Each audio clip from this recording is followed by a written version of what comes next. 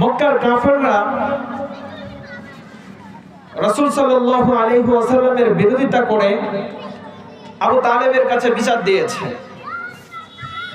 কিন্তু আবু তালেব রাসূলুল্লাহ সাল্লাল্লাহু আলাইহি ওয়াসাল্লামের দাওয়াতি কাজে কখনোই বাধা দেন নাই।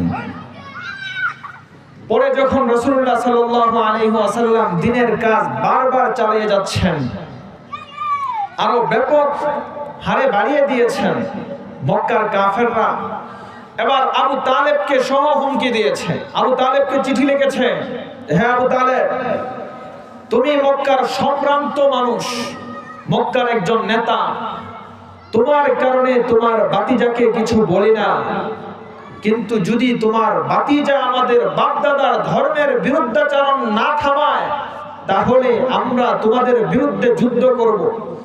ততক্ষণ পর্যন্ত যুদ্ধ করব যতক্ষণ পর্যন্ত না দুই পক্ষের এক পক্ষ নিষ্পেষিত হয়। এবং হুমকি দিয়েছে। তারপরেও আবু তালেব রাসূলুল্লাহ সাল্লাল্লাহু আলাইহি ওয়াসাল্লামের পক্ষে ছিলেন। শুধু তাই না, আবু তালেব শিয়াবে আবু তালেব যখন আমার আপনার নবী করিম সাল্লাল্লাহু আলাইহি ওয়াসাল্লামকে আটক করা হয়েছে, বন্দী করে রাখা হয়েছিল, এমন কঠিন মুহূর্তেও আবু তালেব রাসূলুল্লাহ সাল্লাল্লাহু আলাইহি ওয়াসাল্লামের পাশে থেকে রাসূলকে সাহায্য জুগিয়েছেন, দ্বীনের জন্য কষ্ট সহ্য করেছেন। কেমন কষ্ট!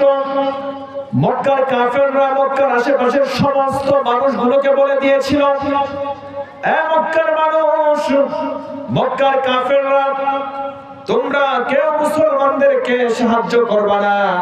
শুধু সাহায্য না, তাদের সাথে দেখা সাক্ষাৎ সবকিছুই বন্ধ। মক্কার কাফেরদের ভয়ের কারণে সর্দাররা নিষেধ করেছে।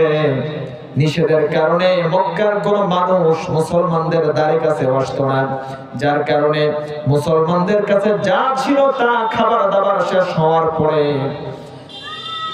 মুসলমানরা এমন কষ্টে নিপতিত হয়েছে, যার কারণে গাছের লতা পাতা ছাল এমনকি গাছের পাতা লতাও খেয়ে জীবন ধারণ করেছেন। এমন একটা কঠিন মুহূর্তেও আবু তালেব আমার আপনার নবীর সঙ্গ দিয়েছে।